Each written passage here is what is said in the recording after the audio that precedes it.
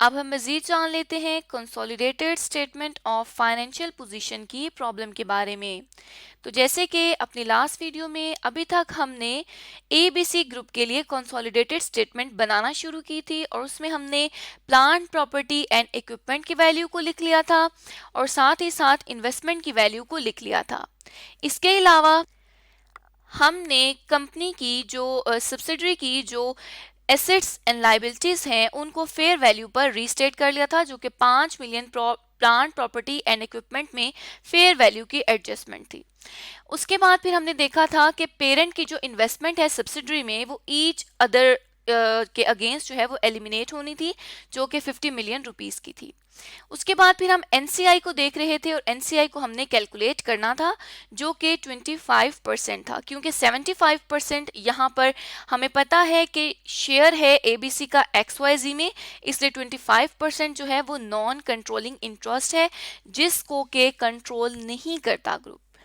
उसके लिए हम क्या करेंगे कि क्योंकि एबीसी ने एक्स वाई जी को परचेज किया हुआ है तो नॉन कंट्रोलिंग इंटरेस्ट का हिस्सा होगा ऑर्डिनरी शेयर्स में भी, रिटेन्ड अर्निंग्स में भी, और अगर कोई फेयर वैल्यू एडजस्टमेंट है तो उसमें भी। उसके लिए सबसे पहले हम एनसीआई का शेयर निकालेंगे शेयर कैपिटल में। तो 40,000 की यहाँ पर हमें शेयर कैपिटल अवेलेबल है और इसमें से 25% जो हिस्सा है वो एनसीआई का है। तो यहाँ पे हमने 40,000 रुपीज़ को मल्टीप्लाई कर देना है 25% एनसीआई के शेयर के साथ, तो वो हमारे पास आ जाएगा 10,000 रुपीज़। और ये अमाउंट रुपीज़ में है इसलिए हमने यहाँ ऊपर रुपीज़ को मेंशन कर दिया। उसके बाद एनसीआई का शेयर हमने रिटेन्ड अर्निंग्स में देखना है। तो रिटेन्ड अर्निंग्स यहाँ पर 10,000 रुपीज़ की आ रही हैं एक्स वाई जी की। इसके लिए हमने क्या करना है कि अब रिटेन्ड अर्निंग्स 10,000 की 25% के साथ जब इसको मल्टीप्लाई करेंगे तो ये आ जाएगा 2500।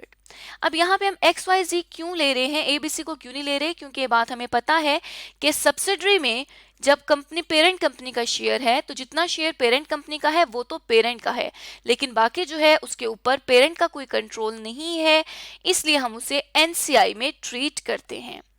अब यहाँ पर जो तीसरा हमारे पास एलिमेंट आता है वो हमने कहा था कि फेयर वैल्यू एडजस्टमेंट से रिलेटेड है। तो अगर फेयर वैल्यू की एडजस्टमेंट देखी जाए तो वो 5 मिलियन रुपीस की हमने पॉइंट ए में मेंशन की थी। तो 5 मिलियन रुपीस अगर सब्सिडरी की फेयर वैल्यू की एडजस्टमेंट की गई है तो इसमें भी 75% हिस्सा जो है वो पेरेंट का है और 25% वो हिस्सा है जो कि पेरेंट कंट्रोल नहीं करता, एनसीआई है।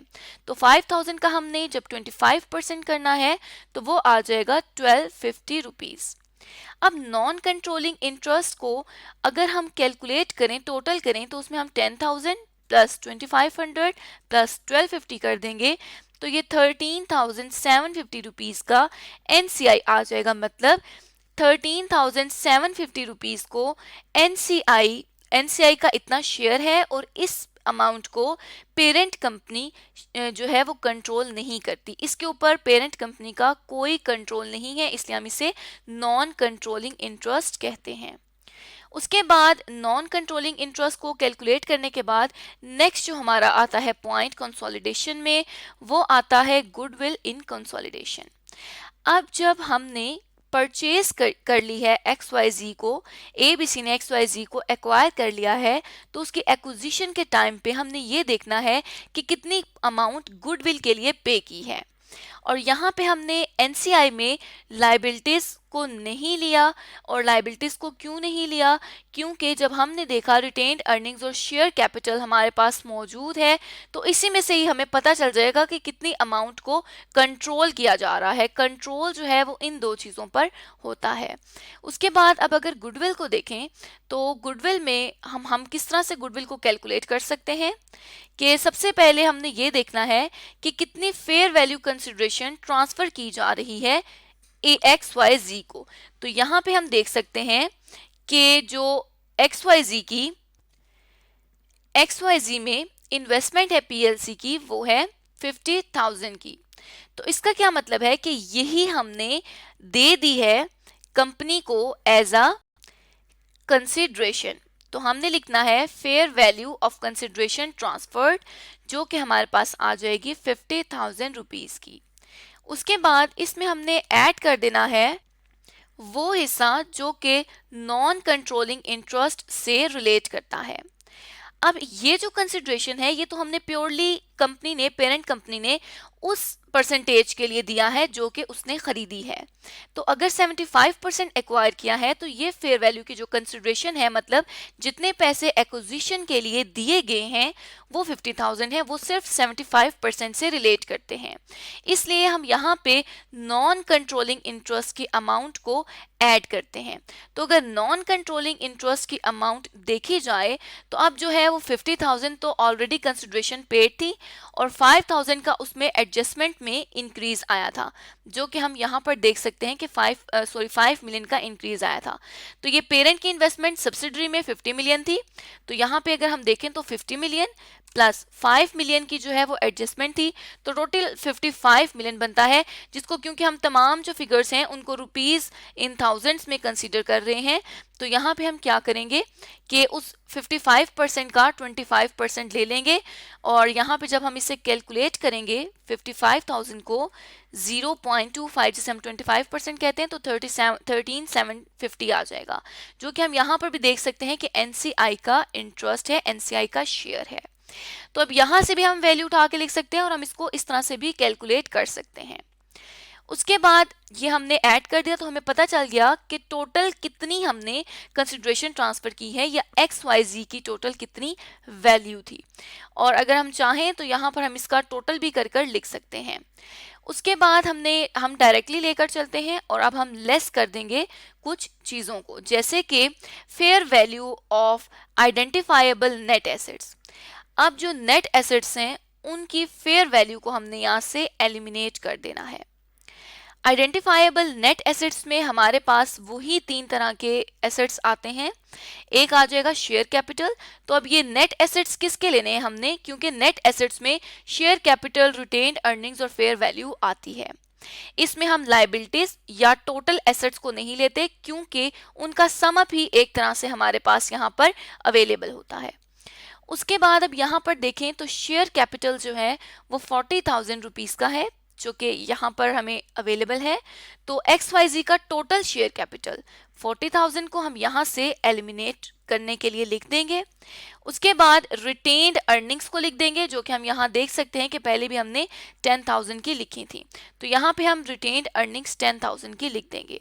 उसके बाद फेयर वैल्यू एडजस्टमेंट की गई है 5,000 की, तो यहाँ पे हमने 5,000 को भी मेंशन कर देना है। अब जब हम गुडविल को कैलकुलेट करने पे आएंगे तो गुडविल जो कैलकुलेट होगी वो होगी ऑन एक्विजिशन डेट। अब यहाँ पे हमने देखा कि हमने लाइबिलिटीज को नहीं लिया। लाइबिलिटीज को हमने क्यों नहीं लिया, क्योंकि हम नेट आइडेंटिफाइबल एसेट्स पर चलते हैं।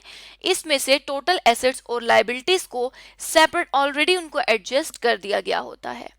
तो यहाँ पे अब हम गुडविल को कैलकुलेट करेंगे, जिसमें 50,000 में ऐड कर देंगे एनसीआई की वैल्यू और उसमें से लेस कर देंगे फेयर वैल्यू तमाम आइडेंटिफाइबल नेट एसेट्स की, तो ये आ जाएगी 8,750 की गुडविल ऑन एक्विजिशन डेट।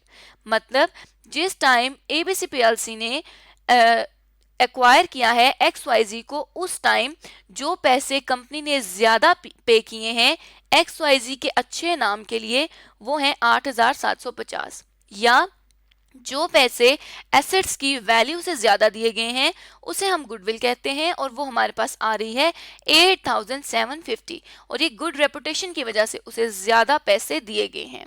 तो अब यहाँ पे हमने गुडविल को भी कैलकुलेट कर लिया है। अब हमने इस consolidated statement of financial position में नॉन करंट एसेट्स में गुडविल को मेंशन करना है, जो कि एडजस्टमेंट हमारे पास ऐड हो रही है 8750 की, क्योंकि गुडविल की वजह से हमारी अमाउंट जो है वो बढ़ रही है। तो यहाँ पे एसेट्स बढ़ रहे हैं, गुडविल एसेट है और एसेट में इंक्रीज को हम एडजस्टमेंट में पॉजिटिव लेते हैं। तो यहाँ पे अब हम 8,750 की गुडविल को मेंशन कर देंगे, क्योंकि नया एसेट क्रिएट हुआ है न्यू कंपनी को एक्वायर करने की वजह से या सब्सिडरी को एक्वायर करने की वजह से। उसके बाद अगर हम क्वेश्चंस में आएँ तो हम देख सकते हैं कि करंट एसेट्स हमें अवेलेबल हैं, तो हमने यहाँ पर क्या करना है कि करंट एसेट्स को लिख देना है, क्योंकि इसके अलावा हमारे पास और कोई नॉन करंट एसेट्स नहीं थे। करंट एसेट अगर देखे जाएं तो करंट एसेट यहाँ पर 45,000 रुपीज़ के आ रहे हैं ABC के लिए और XYZ के लिए आ रहे हैं 35,000 के। तो हमने क्या करना है, 45,000 के करंट एसेट्स लिखने हैं ABC में और 35,000 के करंट एसेट्स लिखने हैं यहाँ पर XYZ में। जब इन दोनों का टोटल करेंगे उसके लिए 45,000 प्लस 35,000 तो ये आ जाएगा 80,000 रुपीज़ के करंट एसेट्स।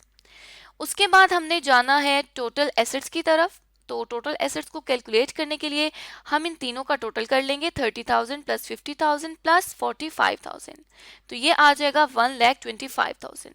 अगर एडजस्टमेंट देखें तो एडजस्टमेंट में भी हम इन दो XYZ में देखें तो XYZ में भी हम इन दोनों का टोटल कर लेंगे और एडजस्टमेंट्स का क्योंकि हम टोटल नहीं कर सकते, एडजस्टमेंट हर जो उस हर कंपनी की हर एलिमेंट की अलग है, इसलिए हम एडजस्टमेंट को एम्प्टी छोड़ देंगे और यहाँ पर हम हमने ग्रुप के लिए टोटल कर लेना है। तो जब हम ग्रुप का टोटल करेंगे वो आ जाएगा 1,58,750 रुपीज़। मतलब जो consolidated statement of financial position है उसकी एक साइड हमने कंप्लीट कर ली है जो कि हमारे पास आ रही है 1,58,750। उसके बाद हमने इक्विटी एंड लायबिलिटी का पोर्शन देखना है जिसको हम आने वाली वीडियो में मजीद डिस्कस करेंगे।